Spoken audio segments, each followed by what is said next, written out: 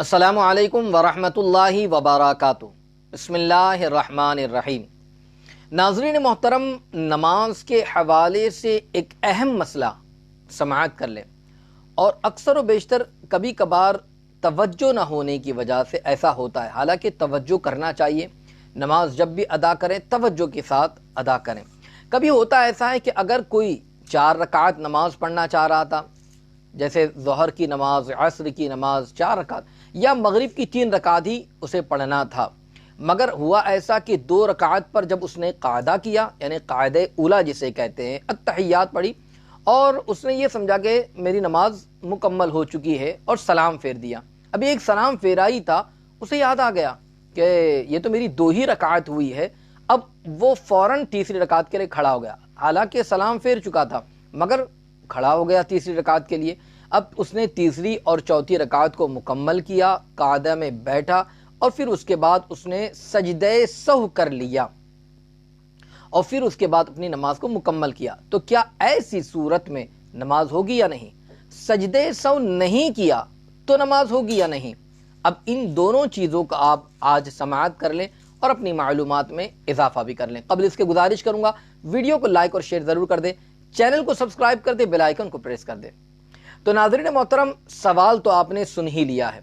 अब ऐसी सूरत में करना क्या है, आइए हम उसकी तरफ बढ़ते हैं और हमारी नमाज दुरुस्त कैसे होगी उसको सुनते हैं, और दुरुस्त नहीं होगी उसको भी हम समाअत कर लेते हैं। याद रख लीजिए कि अगर किसी ने सजदे सहव कर लिया तो उसकी नमाज तो दुरुस्त है, उसकी नमाज हो जाएगी, चाहे वो इमाम हो चाहे वो मुक्तदी हो।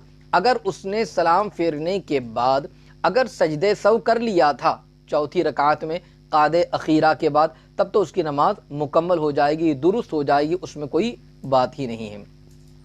मगर इस बात को याद रख लीजिए कि अगर कायदे उला में सलाम फेरा और अभी वो हुर्मते नमाज में है, यानी उसने ऐसा कोई काम नहीं किया कि जिससे नमाज टूट जाती है, जैसे बात कर लेना कि कोई आया, उसने सलाम किया, उसने सलाम का जवाब दिया, बात किया, खा लिया, पी लिया, या ऐसी चीज़ें जो नमाज जिससे टूट जाती है, तो ऐसा कोई काम नहीं किया था। अभी वो हुर्मत नमाज ही में था, सलाम फेरा था, उसे याद आ गया, तो याद आते ही वो फौरन खड़ा हो गया, नमाज को उसने मुकम्मल की और सजदे सहव कर लिया।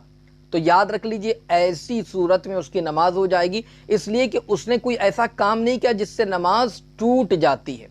मगर इस चीज़ को याद रखें कि अगर उसने कोई ऐसा काम किया जो मनाफी सलात है, यानी नमाज के अंदर वो काम नहीं किया जाता है जिससे नमाज टूट जाती है, जैसे कलाम करना, कुछ खा लेना, कुछ पी लेना, या ऐसे ही कोई काम कि जो जिससे नमाज नहीं होती है, तो अगर उसने कोई ऐसा काम किया और कायदा का इआदा करके इसी तरह उसने सजदे सहव कर लिया, यानी अब उसने खड़ा हुआ, तीसरी रकात भी उसने अदा कर ली, चौथी रकात पढ़ने के बाद अब कायदे अखीरा में उसने सलाम फेरा, सजदे सहव कर लिया, तब भी उसकी नमाज दुरुस्त नहीं होगी, इसलिए कि उसने ऐसा काम किया है जो मनाफी सलात है, यानी जिससे नमाज टूट जाती है।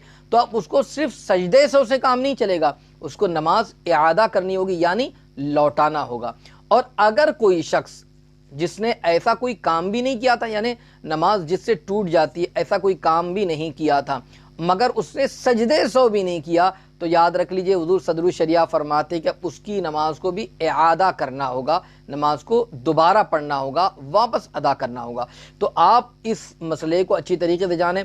सबसे पहली चीज़ तो ये कि तवज्जो के साथ नमाज अदा करें ताकि ऐसा मामला ना हो। मगर बिलफर्ज ऐसा कोई मामला हो जाता है, आखिर में सजदे सहव कर लें और अपनी नमाज को दुरुस्त कर ले, मुकम्मल अदा कर लें। अल्लाह ताला हम तमाम को सही तरीके से नमाज अदा करने की तौफीक अता फरमाए और हमारी नमाज को अपनी बारगाह में कबूल फरमाए। आमीन। अस्सलामु अलैकुम व रहमतुल्लाहि व बरकातुहू।